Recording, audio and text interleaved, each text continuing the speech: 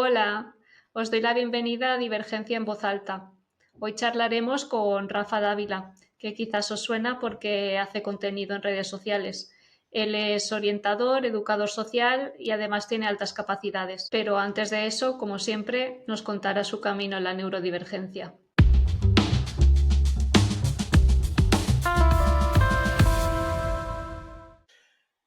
Bueno, pues mi camino en la neurodivergencia, en la alta capacidad, lo primero que he puesto aquí en el gráfico de mi camino es niño sin problemas sociales ni académicos.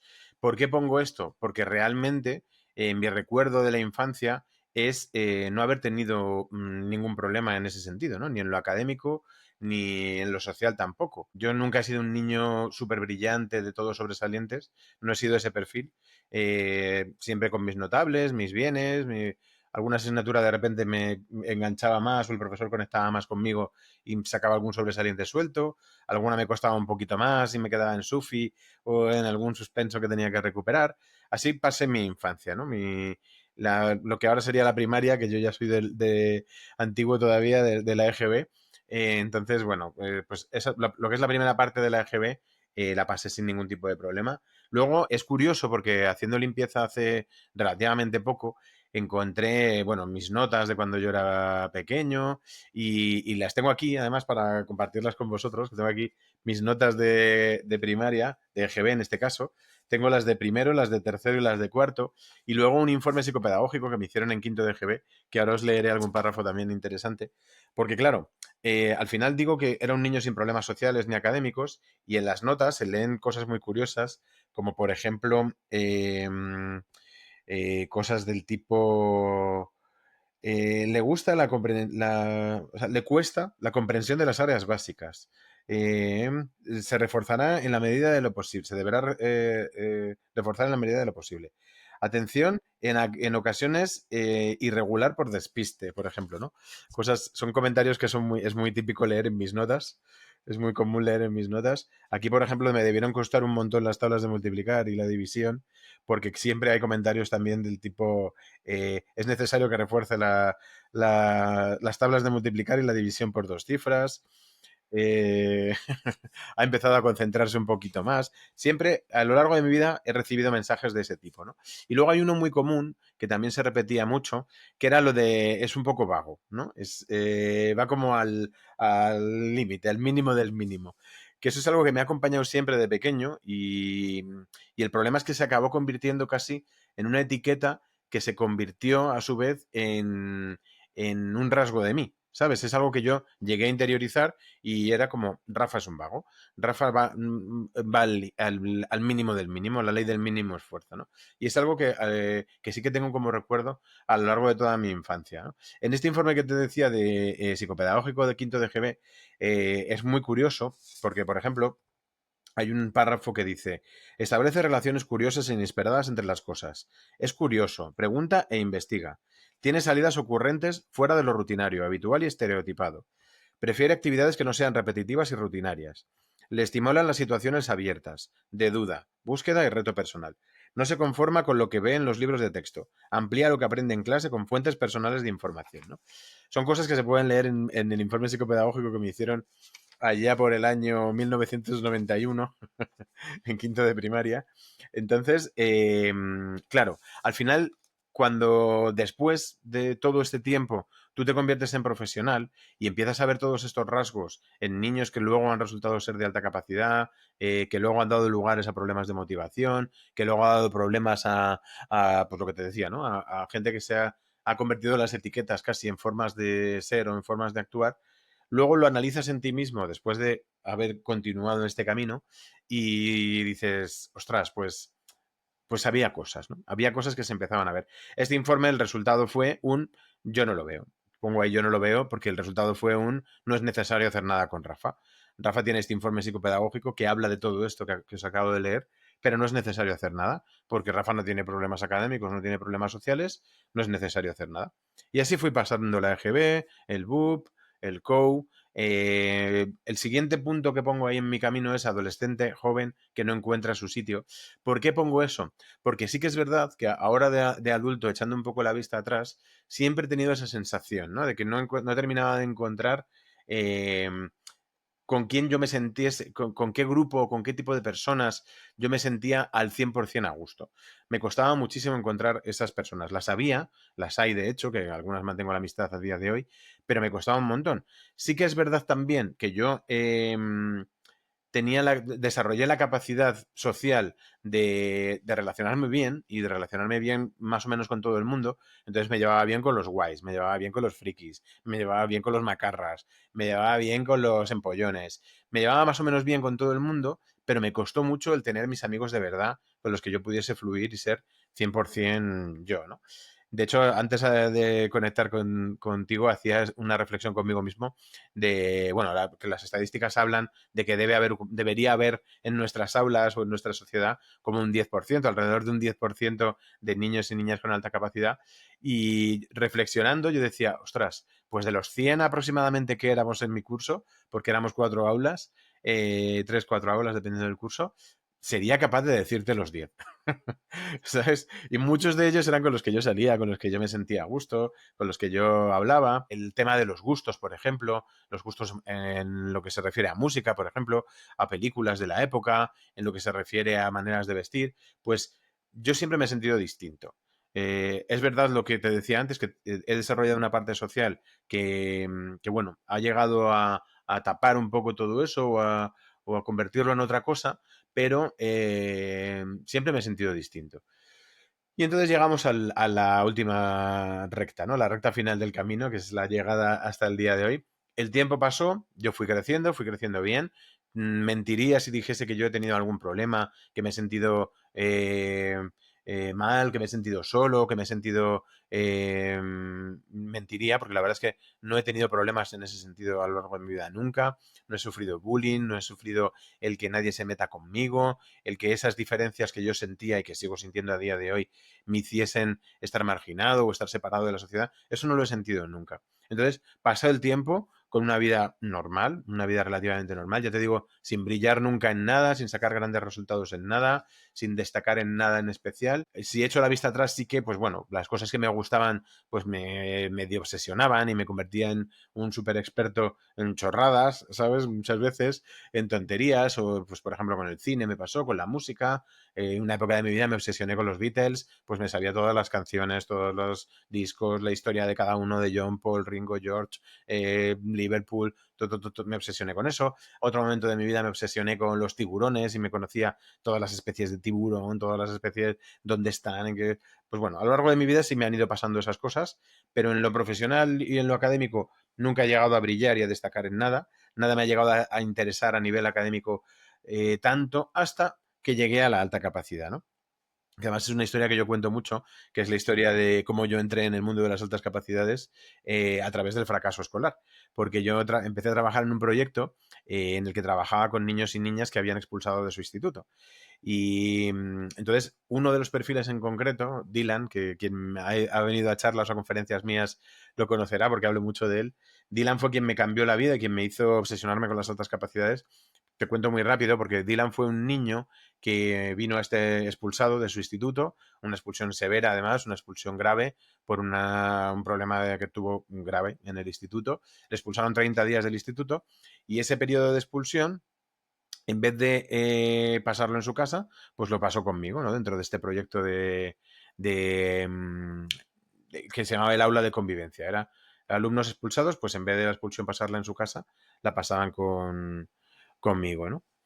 Entonces, Dylan era un niño que a nivel académico fracaso escolar absoluto, había repetido 2 o 3 veces curso, 7, 8, 9 suspensos en alguna evaluación, un niño con un montón de problemas de conducta, un niño disruptivo, un montón de problemática, y llega a este proyecto. Entonces, cuando empiezo a trabajar yo con Dylan, empiezo a ver que todo lo que me habían pasado en los informes, todo lo que yo había leído sobre él, todo lo que me habían contado de él, pues yo no lo veía por ningún lado.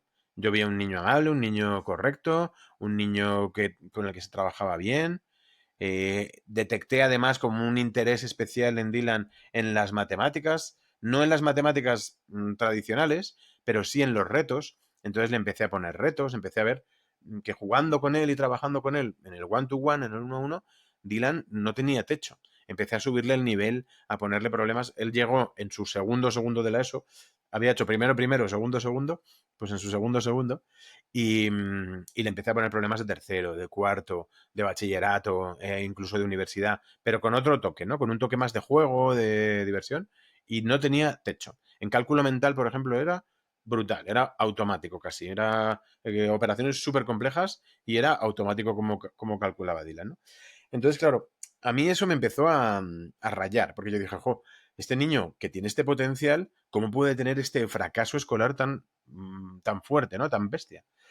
Entonces, bueno, expulsaron a Dylan. Dylan tuvo otras 2 o 3 expulsiones del mismo curso hasta que llegó a reconocerme que hacía que le expulsasen a posta para venirse conmigo porque no quería estar en el instituto. Que eso en mi cabeza lo sentí como no sabía si era un éxito profesional o un fracaso, porque por un lado, claro, está guay, algo he hecho bien, pero por otro lado estoy generando que un alumno haga que le expulsen, ¿no? Entonces ahí eso me rayó mucho. Pero bueno, cuando terminó el proceso del periodo de expulsión, yo hablé con la madre, tuve una reunión de devolución de todo el proceso y le dije, oye, a Dylan no le han evaluado nunca de nada, yo creo que habría que pasarle una evaluación psicopedagógica completa para ver un poco qué hay, porque yo en Dylan veo algo. Y la madre tiraba hacia el otro lado. La madre decía, sí, sí, yo estoy de acuerdo contigo, yo estoy seguro que mi hijo es tonto, lo que pasa es que nunca le han hecho ninguna evaluación y tal. Digo, bueno, yo tiraría por otro lado.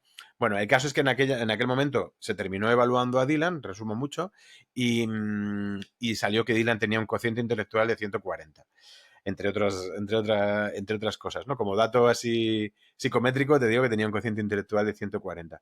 Entonces, claro, yo que en ese momento no tenía ni idea de lo que era la alta capacidad, y tenía en mi cabeza interiorizados muchos mitos de esos de alta capacidad, buenas notas, alta capacidad, buenos niños, los macarras y los malos no pueden ser con un potencial alto y tal. Ahí explotó mi cabeza. Porque ahí empecé a ver, dije, ostras, a ver si aquí va a haber un agujero. A ver si aquí va a haber un agujero en el sistema y un coladero en el que se nos están escapando niños y niñas, ¿no? En el que se nos están escapando perfiles. Empezaron a venir a mi cabeza niños y niñas con los que yo había trabajado de fracaso escolar, de mal comportamiento, de expulsiones, pensando, este era, y esta también, y estoy seguro que esta también. Y ahí fue cuando, por eso pongo adulto profesional de la educación que se obsesiona con las altas capacidades. Ahí me obsesioné.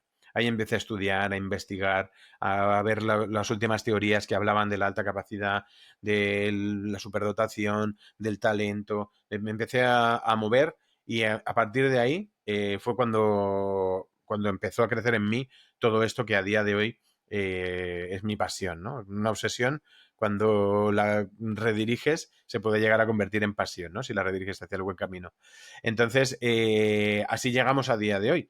El tiempo hace que yo me obsesione con esto, empiece a divulgar en redes sociales, empiece a conocer gente y entre otras personas, pues conozco a Ana Gloria Sánchez del Centro Lazos de Illescas y Toledo, que me propone empezar a trabajar con ellos y empezar a mover esta pasión mía hacia una profesión más centrada en la alta capacidad, en el desarrollo del talento, en la ayuda a los adolescentes, a los jóvenes, a las familias. Y ahí, fruto de mi proceso de formación dentro del propio centro, pues Ana me dice, oye, sería interesante que para las evaluaciones te evalúes tú también, así podemos decir que tú has vivido las evaluaciones y las vas a sentir y a explicar y a vivir de una manera distinta porque las has vivido en ti. Y fruto de ese proceso de evaluación aparece pues que yo también tengo altas capacidades y que no es una cosa que me ha nacido ahora de repente de adulto, sino que siempre he sido un niño y una persona de altas capacidades, ¿no? Así es como llegamos a hoy y así es como tú, Sara, llegas a mí también y me dices, esto que estás contando por ahí en redes de que te has evaluado de adulto, se lo tenemos que contar a la gente, ¿no? Y bueno, a mí me parece algo maravilloso y a mí me ha ayudado a conocerme mejor, ¿sabes? Y sobre todo una cosa muy curiosa, porque lo que me ha ayudado más es a empoderarme, ¿sabes? Y a entender algunas cosas en mí que casi que ocultaba o que decía, bueno, esto lo voy a minimizar y me ha llevado al otro lado y a decir, oye, no, yo soy esto y mis gustos son estos y mi manera de ser es esta y hay cosas que las tengo que potenciar. Y así estoy, Sara, así estoy en ese punto de mi camino, que este recorrido que te acabo de contar, es como llego a hoy y como me convierto en una persona de 45 años que se ha evaluado con 44, 45 años y que ha descubierto algo de sí mismo que quizás veía sin querer ver en otros perfiles cuando yo trabajaba con niños, con familias, con adultos, veía cosas con las que yo me identificaba, pero que a lo que no le había puesto un nombre o algo en mi interior se negaba a ponerle un nombre, ¿no? Y así es como llegamos a hoy. Hola Rafa, bienvenido a Divergencia en Voz Alta. Muchas gracias Muy por estar buenas. aquí. Muchas gracias. Gracias a ti, Sara, por contar conmigo. Es un súper placer y un honor que hayas decidido que puedo contar cosas interesantes y aquí me tienes para exprimirme todo lo que quieras. No, desde luego el honor es mío. Ha habido un momento, te debo confesar, que casi he entrado en modo fan, pero No, me hombre. he contenido.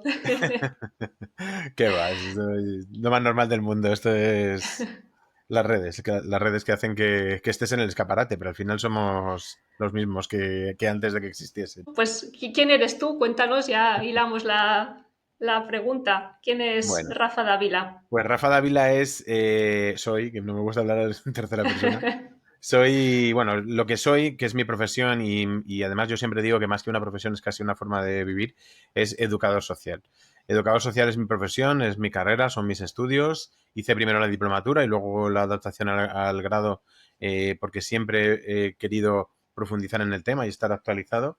Eh, y yo he guiado siempre mi carrera de la educación social hacia la educación formal, ¿no? Que la educación social quizás se conoce más por la parte social, tiene esas dos partes, ¿no? Educación y social, y es más conocida por la parte social, de los servicios sociales, de los centros de menores, de cárceles, de un poco todo este tipo de acciones que son para mí los superhéroes de mi profesión, porque son profesiones durísimas, muy desagradecidas, y aún así hay compañeros y compañeras que arriesgan incluso su vida, como podemos ver incluso en prensa recientemente, para ayudar, y eso es maravilloso. Pero yo me he cogido el camino fácil, que es el camino de la educación formal, que tiene otras cosas, pero y es algo que me ha apasionado y me apasiona siempre, ¿no? Entonces yo he guiado la educación social hacia la parte más de la orientación social, la orientación educativa, siempre, y en los últimos años de mi vida pues me he obsesionado con las dificultades de aprendizaje, se podría decir, por generalizarlo, y dentro de esas dificultades del aprendizaje me encontré hace unos años con la neurodivergencia, con la alta capacidad, con las diferencias, con la atención a la diversidad. Y eso es lo que me ha obsesionado en los últimos años y se ha convertido en mi pasión. Hace unos años también, hará pues como 2 o 3 años, en 2023, yo creo, en febrero, fue cuando publiqué mi primer vídeo en Instagram, en febrero del 23. Empecé a divulgar, no sé, algo me dijo que tenía que salir un poco de mi círculo, de donde yo estaba, porque yo trabajaba físicamente en un pueblo del sur de Madrid y mi público era la población de ese pueblo del sur de Madrid y algo me decía que tenía que llegar a más gente, ¿no? Que tenía que, lo que yo sabía y lo que estaba aprendiendo y lo que estaba descubriendo con mis investigaciones, tenía que llegar a más gente. Entonces empecé a hacer vídeos en Instagram y en TikTok también. TikTok es una plataforma extrañísima en la que yo nunca pensé que iba a entrar, pero fue casi un trampolín porque entré ahí, mis vídeos empezaron a tener cientos de visualizaciones, tengo un par de vídeos con 300.000 visualizaciones, 15.000, 10.000 likes. Bueno, fue aquello como brutal, ¿no? Empezaron a subirme los seguidores, 20.000 seguidores en TikTok, más de 10.000 en Instagram. Eso ha sido una cosa absolutamente accidental. Yo empecé a compartir sin ningún tipo de intención, sin ningún tipo de planificación, de esto que cuando tú hablas con gente que controla más de redes, te dice, pues deberías publicar un vídeo cada 2 días, deberías hacer reels, deberías hacer directos, deberías hacer no sé cuánto. Yo nunca he hecho nada de eso, sigo sin hacerlo. Publico cuando me fluye algo, cuando me sale algo. Y por el tema del algoritmo sí que me obligan a veces, publica algo y publico un vídeo antiguo para que Instagram siga sabiendo que existo. Pero bueno, que lo hago cuando me fluye, ¿no? Entonces, ¿por qué te cuento esto de las redes sociales? Que para mí no es tan importante, pero lo importante es a lo que me ha llevado después, ¿no? Que lo que me ha llevado después es a conocer a gente maravillosa, a que me llamen asociaciones de familias para que vaya a dar charlas, a dar conferencias, a conocer a gente como a ti, por ejemplo, gente súper interesante, gente que de otra manera no hubiese conocido, no hubiésemos conectado o contactado de ninguna manera, ¿no? Si no hubiese existido todo esto, porque tú vives en una ciudad, yo en otra, en una comunidad autónoma distinta, para mí eso es lo más bonito de las redes sociales. Las familias, los comentarios que te hacen, los agradecimientos, cuando de repente te escribe una familia y te dice gracias por lo que publicas, que eres luz en el camino, que eres una persona que por fin me ha explicado esto de una manera que puedo entender, es algo brutal, es algo brutal. Y llevándome esto a lo profesional, pues hace un par de años conocí a Ana Gloria Sánchez, que para mí es, bueno, ya era un referente y ahora además es mi jefa, porque Ana Gloria apostó por mí y apostó porque yo pudiese colaborar con ella en el Centro Lazos de Psicología. Un educador social trabajando en un centro de psicología para mí es como un hito histórico dentro de la educación social y en mi vida profesional, porque que se cuente con la educación social en esto es algo que no es fácil. Para mí es muy fácil de explicar y de entender, pero no es fácil a nivel social que esto que se entienda, ¿no? Entonces, ahí es cuando empecé a trabajar con Ana y todo lo que ya llevaba unos años haciendo, pues empezó a coger otra forma y otro color precioso y ahí es donde estoy a día de hoy, ¿no? Estoy por las mañanas, continúo en el ayuntamiento en el que yo llevo ya 20 años trabajando, haciendo mis cositas y con mi público más petit comité, más del pueblo, pero luego a través de las redes sociales y del centro Lazos, saliendo al mundo a ayudar al mayor número de personas posible, ¿no? Esto de los followers además es un tema muy curioso porque yo me estoy aquí enrollando, Sara, tú me cortas cuando quieras Ah, y me no, puedes... no, yo te dejo, yo te dejo. Luego ya Igual hablaré te, yo también. igual te estoy dejando sin preguntas, pobre. Bueno, iba a decir que el tema de los followers es muy curioso porque sí que hubo un momento que me empezó a agobiar cuando empezó a subir la cosa, porque claro, yo hay una cosa que no gestioné muy bien en un inicio, que era el tema del hate, ¿no? De los haters. Nunca he tenido muchos, ¿eh? O sea, de hecho, se podrían contar en todo este tiempo que llevo en redes, pues estos 3 años, 2 años que llevo, quizá con las manos, con las dos manos se podrían contar, pero me afectaba un montón. A lo mejor yo tenía en un vídeo, no te exagero, 100 comentarios, de los cuales 98 eran maravillosos y dos eran negativos, ¿no? Pues me quedaba con esos dos. Y además a las 98 personas maravillosas que me habían dado gracias y tal, no les contestaba, y a los que contestaba eran los dos haters, ¿no? Entonces es algo que me costó, me costó gestionar. Entonces hubo un momento que yo dije, ostras, pues no quiero más followers, porque cuanto más followers, esto va a ser peor. Pero hablando con Silvia Fernández, que es gran amiga mía también, ella me cambió la forma de pensar y la forma de verlo, porque ella me decía, no te equivoques, Rafa, porque tu perfil, el tipo, lo que tú estás haciendo en redes sociales no es vender, es ayudar. Entonces, el que tú tengas muchos followers no es que te vaya a comprar mucha gente, es que vas a ayudar a mucha gente.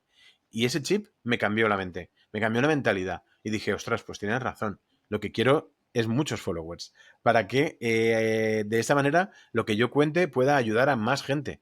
Y cuantas más gente, mejor. Y si puedo llegar al millón, pues mejor. Con una idea distinta a la de la mayoría de influencers, ¿no? Que la es, pues muchos followers para que me empiecen a contratar empresas y me empiecen a pedir que venda sus productos. No, no, no, no. Para llegar a más gente y poder ayudar a más gente, ¿no? Eso es un poco el leitmotiv de mi vida, es ayudar en todo lo que yo pueda y en lo que sea posible, ¿no? En lo que esté en mi mano. Pues Pues ya que has ese sacado soy. el tema de. Ya que has sacado el tema de las redes, que ahora volveremos a otras cosas que has comentado, Vale. te entiendo perfectamente porque yo también empecé compartiendo, pues eso, el que yo estaba siendo evaluada de adulta, Ujú. compartiendo algunos vídeos así informativos también. Sí. Y claro, eso también empezó a crecer, se me hizo un vídeo viral que ahora tiene 30 millones y pico de visualizaciones Madre en mía. Instagram. Y claro, también el hate. Es que realmente solo he recibido comentarios negativos en ese vídeo que se viralizó. En Claro. todos los demás no. Y también, pues eso, recibo mensajes de personas que dicen, ay, pues mira, justo me estoy evaluando yo también, me siento identificada contigo o cosas Sí, así. Entonces, pues ya merece la pena, ¿no? claro. Eh, El momento en que una persona te da las gracias porque cuentes lo que estás contando, ya dices, ostras, que ya merece la pena. Lo que estoy haciendo ya merece la sí, pena. Porque hay una persona a la que estoy ayudando, que son muchas más, pero en el momento en el que llegas a una, ya merece la pena. Porque el hate sí, muchas veces, y tú totalmente. lo habrás vivido también, el hate muchas veces son chorradas. O sea, a mí me han llegado a Mm. decir, bueno, hay hate que molesta un poco más, ¿no? Del tipo, pues, ¿qué hace un educador social hablando de esto? ¿Qué formación tienes tú para meterte en todo esto? Historias así.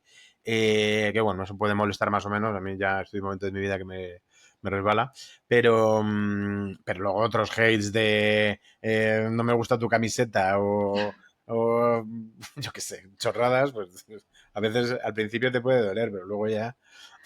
Ya.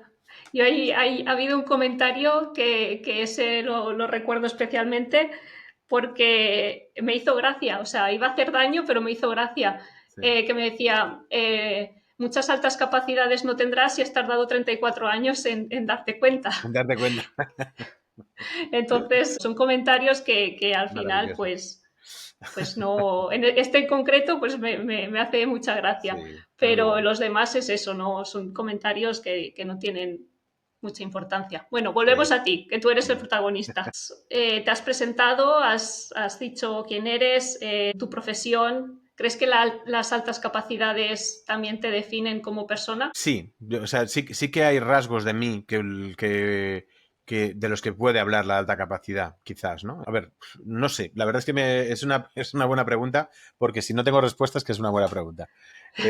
Pero, mira, hay una cosa con la que yo hablaba, he hablado mucho sobre todo con Marta, la presidenta de AMACI, una asociación de familias que hay aquí en Madrid, en AMACI, en el norte de Madrid, que es el tema del humor. Yo soy una persona que siempre he utilizado el sentido del humor como manera de vivir, ¿no? Yo necesito a mi alrededor alegría, necesito risa, necesito buen rollo. Obviamente la vida no es todo eso y hay momentos para todo, ¿no? Y lo más importante del sentido del humor es saberlo gestionar en el tiempo y en la distancia.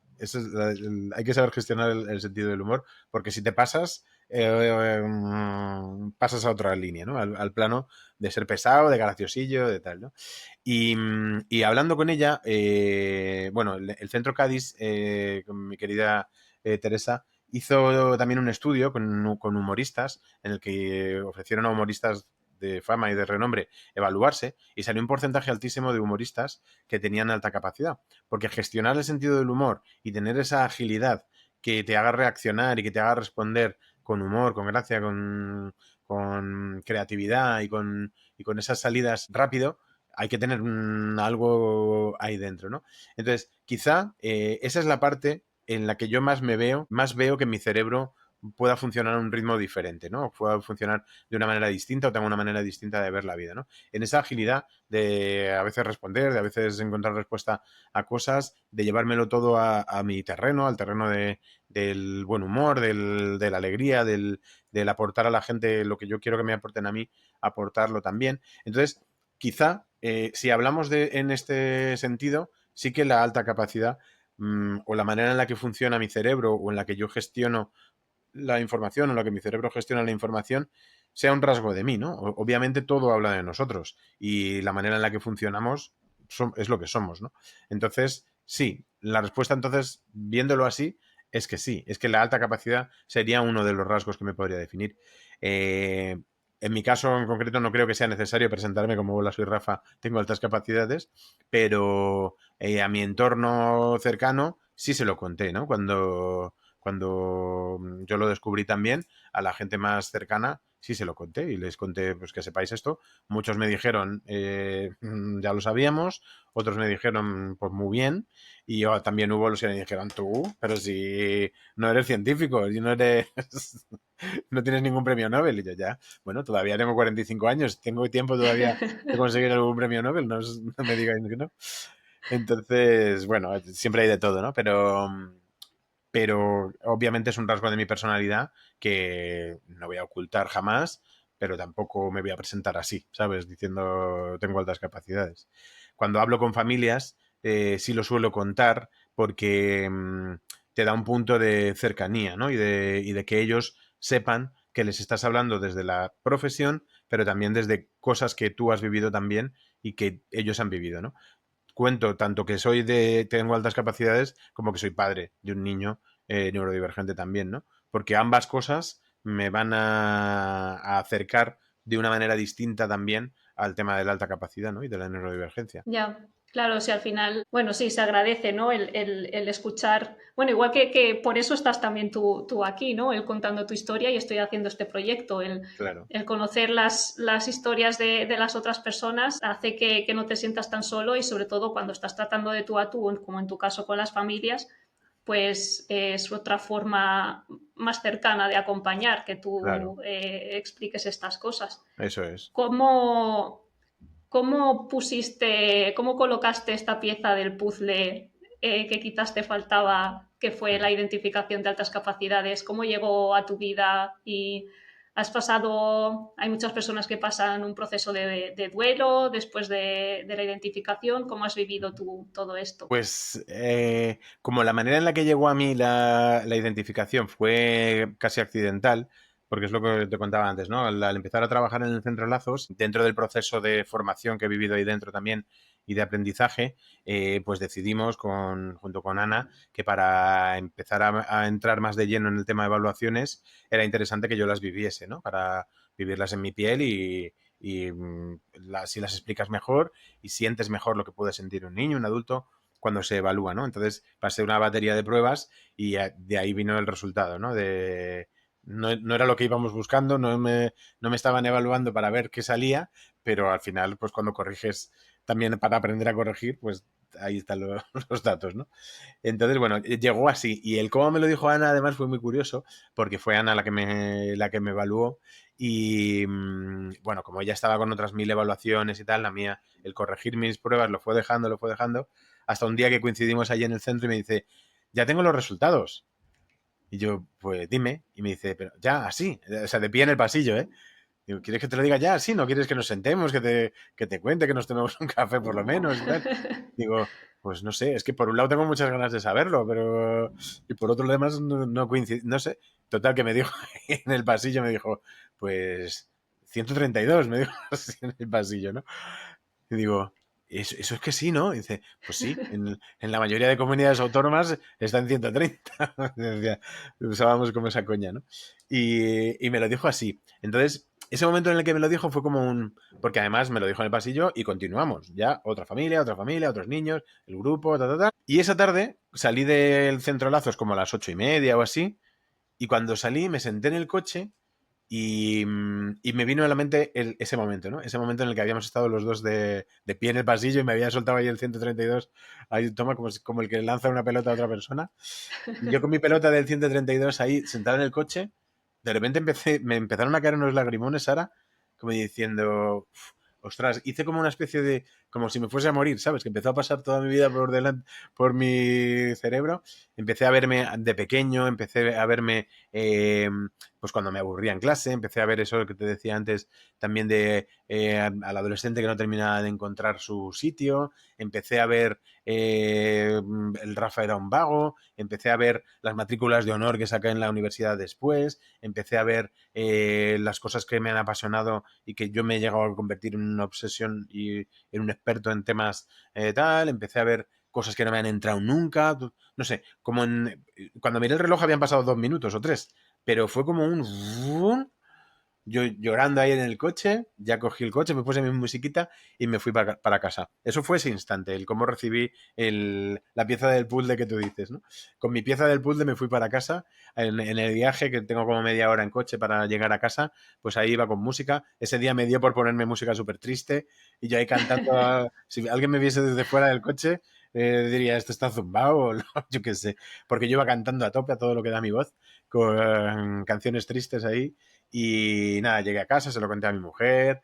Mi hijo estaba esperando la respuesta también, porque cuando yo me evalué para aprender, se lo conté a mi mujer y a mi hijo. Y entonces mi hijo siempre tenía la coña de, tú no tienes altas capacidades, papá, porque no te enteras de lo que te cuento, porque no te aprendes esto de memoria, porque no te sabes todos los porteros de la Liga Española, como se lo sabe él, porque no te sabes...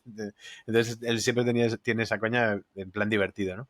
Y cuando llegué y se lo conté, pues me dieron un abrazo, como si fuese una celebración, ¿no? Como si fuese una gran noticia.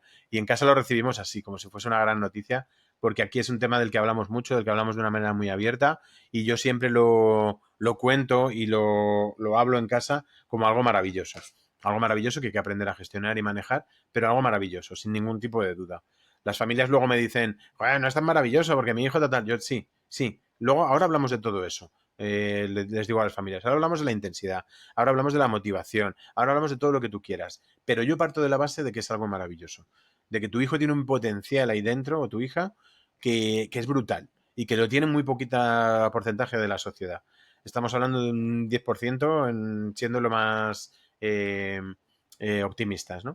Entonces, hay algo maravilloso ahí. Luego hay que ver cómo lo gestionamos, ¿no? Entonces, así se fue recolocando un poco, más que mi presente o mi futuro, mi pasado. Se fue recolocando mi pasado. Es una pieza que yo puse en mi puzzle del pasado, ¿sabes? Que ahora afecta al presente y afecta al futuro, porque también me está ayudando lo que te decía antes también, cuando hablábamos antes de conectar, a empoderarme, ¿sabes? Y a valorar cosas de mí que antes veía como rarezas o que veía como diferencias, pues ahora son cosas que son guays y que me molan y que me mola tenerlas y me mola decirlas. En mi trabajo, que también lo he contado, pues incluso con sentido del humor, a ver, el de altas capacidades, que no sé qué, no sé cuánto, anda, que el de altas capacidades, que se ha equivocado en esto, tal, y eso me gusta, eso me encanta, ¿sabes? Porque también considero que el hecho de que yo lo normalice en mi entorno ayuda también a la sociedad, a normalizarlo en la sociedad, ¿sabes? En mi pequeño rincón, en mi pequeña red social, yo lo quiero normalizar para que esa red social lo normalice y se extienda esa normalización, ¿no? En tu experiencia propia, porque decías que tener altas capacidades es algo maravilloso Yo parto de esa y base. también lo veo así. Te iba a preguntar, no a nivel general, a ti, para ti, como Rafa, ¿Sí? ¿qué es lo mejor y lo peor que te ha dado tener altas capacidades? Pues lo mejor, mira, te voy a decir que lo mismo es lo mejor y lo peor, porque lo que me ha dado el ser así es haberme hecho muy selectivo en las personas que quiero a mi alrededor. Siempre he tenido un círculo social muy reducido, en el que ha entrado muy poca gente, en el que me ha llenado muy poca gente, me ha completado muy poca gente.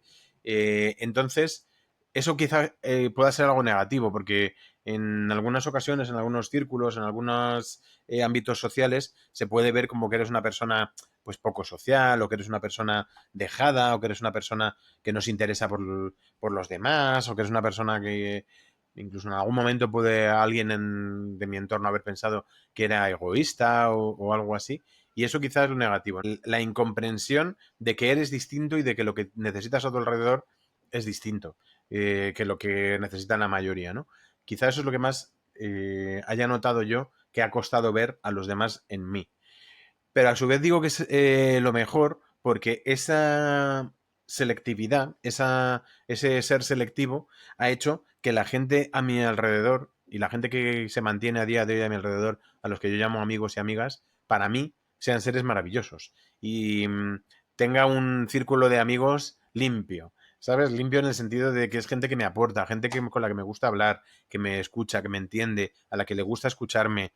Entonces, eso es maravilloso. El haber sido selectivo ha tenido una parte negativa a lo largo de mi vida, pero si lo analizo fríamente y lo analizo con distancia, es algo que para mí me ha hecho bien, ¿sabes? Porque ha hecho que yo tenga lo que necesito a mi alrededor, ¿sabes? Y no más, no haya ruido. Lo que haya es gente de verdad y personas y perfiles de verdad. ¿Has tenido que enmascarar mucho a lo largo de tu vida? Quizá inconscientemente, pero no conscientemente, ¿sabes? No habría algo en lo que yo te diría, "Jo, pues yo me tenía que callar porque, bueno, ahora mientras hablo sí que me vienen a la mente situaciones, ¿no? De estas de que estás en un grupo y dices, por favor, alguien va a decir algo interesante o me voy, o, o momentos en los que te apetecía decir algo y tu cerebro te decía, "Ch, no lo digas en alto, que van a pensar que eres un friki".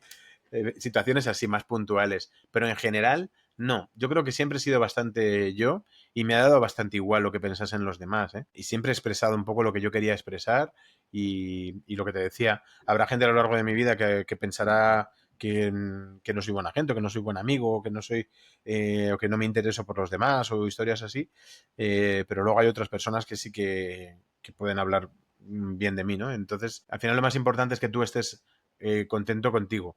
Porque, mira, hace poco veía un diseñador de moda que yo, si tú ves lo que me recomienda TikTok, dirías, porque de repente me sale fútbol, moda, comida, un tío o una tía hablando de altas capacidades, cosas rarísimas. Bueno, pero salía un diseñador que hablaba de cómo vestir, ¿no?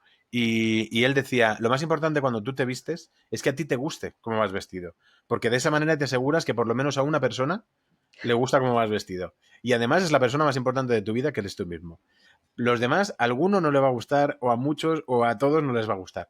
Pero si tú te gustas a ti, ya te aseguras que a la persona más importante de tu vida le gustas, que eres tú mismo, ¿no?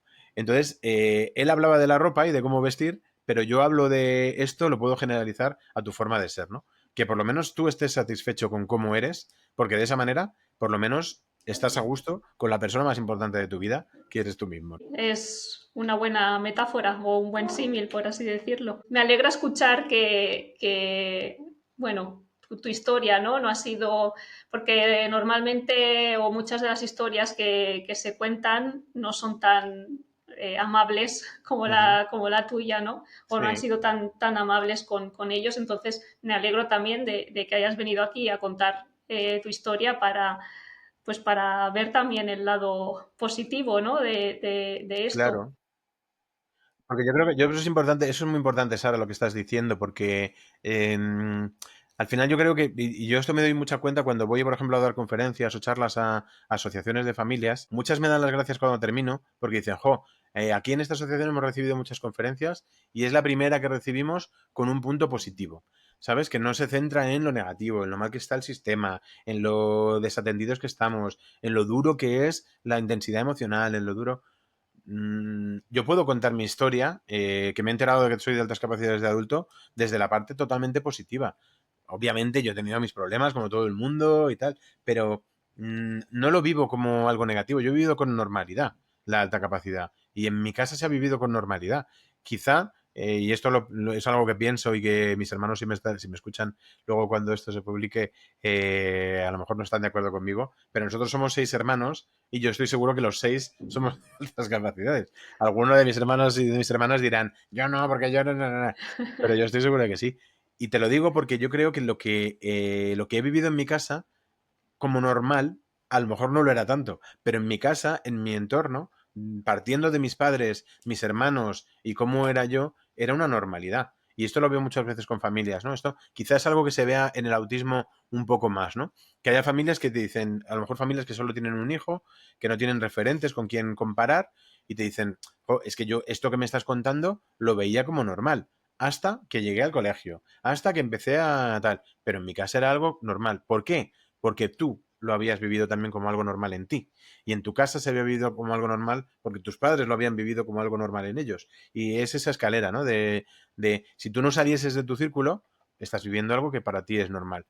Cuando te comparas con la gran mayoría de la sociedad es cuando empiezas a ver esas diferencias, ¿no? Entonces, que haya una parte que te cuente también que se puede vivir esto con normalidad y con una manera de vivir positiva y totalmente normal y feliz, me parece que es importante también que contemos estas historias. Pues sí, yo te agradezco que hayas venido a contarla también, porque pues es eso, lo que dices, que al final casi que nos quedamos con, muchas veces, incluso aunque una persona no haya tenido una vida más o menos normal, al final mm, nos quedamos con lo negativo y es lo que expresamos, que también tenemos derecho a quejarnos de algunas cosas, ¿no? Pero Claro, es lo que más queda, es lo que más luego resuena y entonces pues eso, que te agradezco que cuentes también no, la parte gracias a ti. positiva. Gracias a ti por traerme y por dejarme expresarme así también, ¿sabes? Porque también muchas veces la propia persona que te entrevista te va llevando por ahí por lo negativo, ¿sabes? Ya. Y tú no, tú me estás preguntando por mí, me estás preguntando por mi vida, por la parte bonita de todo esto que la hay y hay que saber verla. Pues ahora te voy a hacer alguna pregunta, luego volveremos a ti, pero ahora como te voy a hacer alguna pregunta como Rafa Dávila, orientador Ujú. y experto en altas capacidades también. ¿Qué le dirías a las familias que nos están viendo, que sospechan que sus hijos puedan tener altas capacidades, que vean ahí cosillas? ¿Cuál es el primer paso a dar? ¿Algún mensaje que les quieras dar?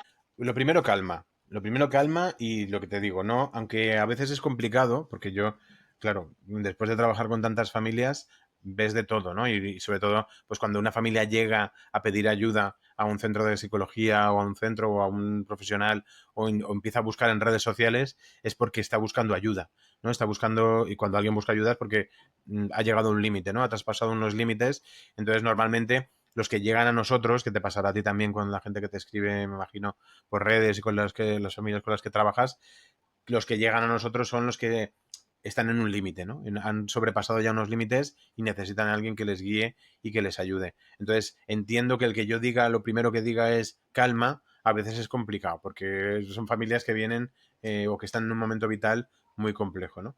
Pero me parece muy importante vivir y entender todo esto desde la calma. Y luego yo siempre hablo de 3 pies que son los que hay que vigilar, que son el social, el emocional y el académico. Me parece que son los 3 pies que hay que vigilar y que hay que ver si alguno de esos 3 pies está tocado y requiere de una actuación urgente, sobre todo, ¿no? Esa calma es la que nos tiene que ayudar a ver si en alguno de esos 3 pies, en dos o en los tres, hay que hacer alguna actuación urgente, ¿no? Con la parte social me refiero pues a todo lo que es las relaciones con los demás, las relaciones con otros niños, las relaciones con los hermanos, con los padres, con la familia extensa, lo que viene siendo el relacionarte, ¿no? El cómo te relacionas, el cómo gestionas esas relaciones también, ¿no? La parte emocional, pues es toda la parte de habilidades sociales, de gestión de las emociones, de entenderlas, de conocerlas, de verlas en ti, esa intensidad de la que hablamos muchas veces, ¿no? El entender cómo se llega a una emoción, qué proceso hace mi cerebro para llegar a esa emoción, todo el tema del pensamiento arborescente, de cómo en vez de una línea recta lo que tenemos es un árbol con un montón de ramas y hay que entender de dónde vienen las reacciones, toda esa parte. Y luego la parte académica. Yo siempre digo que es la menos importante, pero es verdad que es una parte que si se desregula puede afectar a las otras dos, ¿no? Porque la parte académica, si nos quedamos en notas, aprobar e ir pasando de curso, para mí eso es lo menos importante. Pero si empezamos a incorporar en una parte académica componentes como la motivación, las ganas de ir al colegio, la manera en la que te relacionas con el sistema, la manera en la que el sistema te atiende o no te atiende, el sistema te ayuda o no te ayuda, tus compañeros te acompañan o no te acompañan, todo eso puede afectar al otro, porque puede tocar lo emocional, puede tocar lo social. Entonces, es como un triángulo con 3 puntas que hay que tener reguladas las tres. En el momento en el que una de las tres se desregula, puede desregular a las otras dos, ¿no? Entonces, yo a las familias que están empezando a ver esto, les digo eso. Lo primero, calma. Y lo segundo, cuéntame estos 3 pies, en cuál de los tres consideras que hay más desregulación. Porque a partir de ahí es donde podemos pasar al siguiente nivel, que es ver qué hacer, ver de dónde viene esa desregulación. Esto que te estoy contando de la calma y de los 3 pies me vale para todo, no solo para la neurodivergencia, para cualquier niño que esté teniendo cualquier tipo de problema. Son los 3 pies en los que hay que estar regulado. En el momento en el que uno de los tres está desregulado, el siguiente paso es ver de dónde viene esta desregulación, que ahí es donde entra el proceso de evaluación. Fíjate que todo esto que te he contado es antes de evaluar, que hay muchas familias que entran de primeras diciendo evaluar, un momento, vamos a ver qué pasa, ¿no? Entonces, en el momento en el que vemos qué pasa, ya el siguiente paso es vamos a evaluar para ver qué pasa. Que evaluar no es buscar una alta capacidad, es ver qué pasa. Por eso, o sea, esto te lo digo en positivo, pero también en negativo. Cuando, por ejemplo, un profesor, un orientador te dice un yo no lo veo, está usando esto que te estoy diciendo de ver qué pasa en negativo. Vamos a ver qué pasa partiendo de la base de que yo no veo nada. Ver qué pasa partiendo de la base de que yo no veo nada. Cuando no debería ser así. Debería ser vamos a ver qué pasa. Y ya está, sin un pero yo no lo veo, ¿sabes? Entonces, esa siguiente parte, de hecho, la gente muchas veces se sorprende cuando digo esto, por un poco de falta de información también, no existe un test de alta capacidad. No hay unas pruebas de alta capacidad. Lo que se hacen es unas pruebas de inteligencia, de creatividad, de personalidad, de gestión de las emociones, una serie de pruebas que dan un perfil. Y ese perfil, pues vemos qué hay que hacer con él, ¿no? Luego. Entonces, es un poco eso, ¿no? Vemos qué está pasando, vemos en qué punto es donde hace falta ayuda, vemos de dónde viene esa falta de ayuda y luego ya pasaremos al siguiente peldaño, que es ver qué ayudas necesita. Para regular lo que está desregulado, ver de dónde viene esa desregulación y entonces ya podemos ver la ayuda. Entonces, cuando la gente me dice, ¿para qué voy a evaluar a mi hijo? Joder, pues ya te estoy respondiendo, perdón por el joder. Ya te estoy respondiendo. ¿Para qué voy a ayudar a evaluar a mi hijo? Para entender a mi hijo y de dónde vienen sus problemas y afinar mucho mejor la ayuda. No se ayuda igual cuando el resultado es uno que cuando el resultado es otro.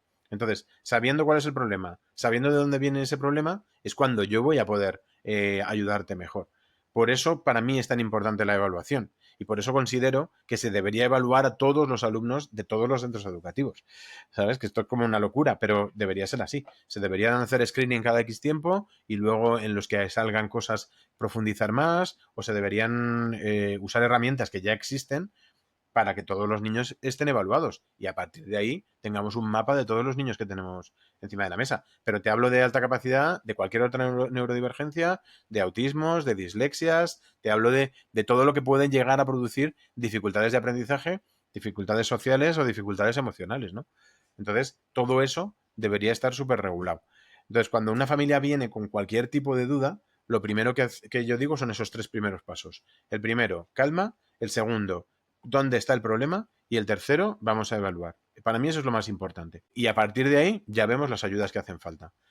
Luego ya entramos en otro terreno pantanoso que es esas ayudas, quién debe darlas, cómo se dan, si se dan o no se dan y toda esa otra parte, ¿no? Pero el inicio para mí deberían ser esos 3 primeros pasos. Jo, qué interesante. Y me quedo con lo que has dicho de evaluar a todo el mundo, a todos los alumnos y de Sí. todo. Sería un cambio de paradigma total en educación Sería la gran revolución. y sí, sí, y así realmente habría una educación inclusiva y personalizada. Pero claro, faltan muchísimos medios Bueno, claro, para pero tú evaluar y imagínate, luego para atender. eso es, tú imagínate el después. O sea, tú imagínate que a Ya, un ya. profe de repente le vas con un papelito en el que le pones, mira, esto es lo que hay en tu clase. 5 de altas capacidades, 3 TEA, 7 disléxicos y 2 que la evaluación ha salido no concluyente. Con esto es con lo Sí, que tienes que empezar, ¿no? pero bueno, es que realmente ya está lidiando con eso sin Claro, sin saberlo. O saberlo, sea, pero efectivamente. de esa manera ya lo sabría. Ojos que no ven, corazón que no siente, ¿no? Claro. Realmente No, al ya, final, ya se Sara, está enfrentando a eso lo que y es ocurre, una... eso es. Lo que Dime. ocurre es que nuestro sistema se ha convertido en un sistema reactivo, que solo reacciona cuando hay un problema. En vez de preventivo, es un sistema reactivo. Entonces, cuando un niño o una niña no da problemas, no saca los pies del tiesto y está regulado en estos 3 pies que te digo, pues pasa por el sistema sin ningún problema. Que no es nada malo, ¿eh? O sea, que me parece algo que puede ser incluso bueno. Lo que pasa es que a lo mejor estás dejando escapar un potencial, a lo mejor hay personas que están pasándolo mal luego cuando llegan a casa, hay un montón de casos en los que tú te cuentan las familias, es que yo voy al colegio y en el colegio me dicen que mi hijo está fenomenal, que está genial, que está súper regulado, pero luego llega a casa y se echa a llorar, a la mañana siguiente no quiere ir al cole, luego acaba yendo y se vuelve a regular en el cole y cuando llega a casa es cuando explota. Entonces algo está fallando ahí. Desde fuera, desde el cole, estamos viendo un niño o una niña que pasa sin ningún problema y sin ninguna dificultad, pero luego llega a casa y es en casa donde explota, porque es su espacio seguro, porque es con mamá con quien se siente más seguro, porque es con papá, porque es con el hermano con el que va a descargar y tal. Y luego llega al cole y en el cole es una balsa de aceite, pero luego, entonces, algo está ocurriendo ahí. Entonces, hay que ver todo esto para entender esas otras partes, ¿no? Que no es solo lo que ocurre dentro del cole, que también hay cosas que ocurren fuera y que muchas veces son más importantes que lo que ocurre dentro del cole, ¿no? Ya. Y respecto a la polémica esta que hubo sobre si decirles a los niños que tienen altas capacidades o no, ¿qué opinas? Pues o sea, no tengo duda en que sí. El debate debería estar en cómo, quizá. En qué lenguaje usar, en cómo explicárselo. No se lo puedes explicar igual a todos los niños. No se lo puedes explicar igual a todos los perfiles. Necesitas explicárselo de otra manera. Pero a todos los niños hay que explicarles cómo son. Hay que explicarles qué tienen, qué les pasa. De hecho, hay muchos niños que tú notas alivio cuando lo conocen. ¿Sabes? Cuando dicen, ostras, no soy raro. O sí, pero ya entiendo el porqué. ¿Sabes? Raro no es, no digo, ¿cómo dice la canción de Fito? La de no digo diferente, digo raro. Sí, Esa, pero es conocerte, ¿sabes? Es como, si tú tuvieses una, yo qué sé, algo que te haga diferente a los demás, pero no lo veas, tú imagínate que, yo qué sé, es que normalmente nos pasamos la vida comparándonos con los demás. Entonces, no hay que explicar lo que tú eres comparándote con los demás, que ahí es donde está uno de los errores, ¿no? Es como, imagínate que lo que estamos hablando es el tema de la altura, que yo soy más bien bajito, ¿no? Yo no llego a 1,70. Si yo no me hubiese comparado nunca con nadie y nunca hubiese visto a nadie fuera de mi casa, pues yo me consideraría una persona normal, incluso alta, porque mis hermanas son más bajitas que yo y tal. Pero de repente sales a una sociedad y dices, ostras, que la gran mayoría de tíos de 45 años me sacan una cabeza. La gran mayoría. O sea, yo estoy dentro de una minoría que son más bajitos que los demás. ¿Y qué? ¿Es beneficioso para ellos? ¿Es perjudicial para mí? No, es una característica de mí. Entonces, alguien me tendrá que explicar que yo tengo una altura que es baja para lo que se considera para mi edad, pero que eso no es algo malo, es una característica de mí. Pues con esto pasa igual. Alguien tendrá que explicarte que tu cerebro funciona de una manera diferente a la gran mayoría de los niños de tu edad, pero eso no es algo malo, es una característica de tu cerebro. Y eso hace que vivas las cosas con más intensidad por esto, por esto y por esto. Eso hace que memorices mejor por esto, por esto y por esto. Eso hace que entiendas antes que tus compañeros las cosas en el cole y por eso muchas veces te aburres porque el profe te dice, venga, vamos otra vez con esto y tú, joder, pues si ya lo entendí hace 3 días y llevamos 3 días con esto. Ahora entiendes porque eso te aburre. Entonces tienes que ayudarles porque si no se lo explicas, lo que van a ver es que son raros sin más, sin entender por qué. Y no van a entender por qué, joder, ¿cómo es que está todo el mundo tan atento con esta chorrada que yo ya la he entendido? Y te vas a sentir mal y te va a frustrar, porque no vas a entender por qué tú ya lo sabes y el resto no. Y el resto levantan la mano porque no lo entienden y tú no. O tú levantas la mano porque lo has entendido y nadie más lo ha entendido. Este tipo de cosas, si no te las explican el por qué y de dónde vienen, te vas a frustrar y te vas a convertir en un ser tú diferente y que vas a ver la diferencia como algo malo. Entonces, por eso veo tan importante el que sí se diga. El tema es el cómo. Quizá el debate lo admito en el cómo, pero no lo admito en el sí o no. No hay debate ahí, para mí. Yo tengo la misma opinión que tú. No soy profesional como tú, pero tengo la misma opinión que tú. Volvemos a ti, a tu persona. ¿Qué proyectos tienes en mente? Porque he visto por ahí que has escrito o estás escribiendo un libro. Mira, el otro día escribí la última palabra, que me emocioné también, ahí lloré casi, igual que cuando me dijeron, cuando me senté en mi coche con mi pieza del puzzle, como tú has dicho, lloré igual el otro día, ¿no? Porque llevo ya, pues, casi un año, así que empiezo a contar meses, casi un año escribiendo un libro, y ese es uno de los proyectos que más me ilusiona. De aquí en adelante, de aquí al futuro, no sé en qué quedará eso, si le gustará alguna editorial, si me lo publicará alguien o no, si me acabaré publicando yo autopublicando, pero es una cosa que me hace muchísima ilusión porque es un libro que considero que sale de dentro, sale de mi experiencia. No me apetecía, Sara, y te voy a dar alguna primicia, porque no he hablado con nadie casi de este libro, y te voy a dar alguna primicia, algún dato, y el tema es que a mí no me apetecía que fuese un libro académico ni un libro teórico, porque de eso considero que hay mucho, yo he leído un montón. Otra cosa muy bonita de las redes sociales es que muchas veces gente que escribe sus libros te los regala y te los comparte para que los leas y para que seas de los primeros en darles algún feedback y tal. Y eso me parece algo precioso. La parte negativa es que cuando yo tenga el mío tengo un montón que regalar a gente que me ha regalado los suyos. Eh, entonces, he leído un montón y me apetecía escribir algo distinto. Entonces, cuento cosas en el libro que me parece que es importante contar y de las que me apetece hablar, pero lo he hecho a través de una novela. Es una historia, me apetecía más contar una historia que contar teoría. Es una historia de una orientadora a la que le pasan cosas, que conoce a niños y cuento cosas a través de la historia de esta orientadora que me parecen importantes, que me parece que hay que contar, ¿no? Y que hay que contar, y me apetecía contarlas de una manera distinta. Entonces, bueno, ahora acabo de terminar de escribirlo y estoy en ese punto que además para mí es un mundo absolutamente desconocido. Soy absolutamente analfabeto en el mundo de la editorial. Entonces, estoy en ese punto de no saber qué hacer. Yo termino un libro y ahora qué hago. Lo mando a editoriales, me lo publico yo, lo publico a través de Amazon, lo presento a concursos, editoriales tradicionales.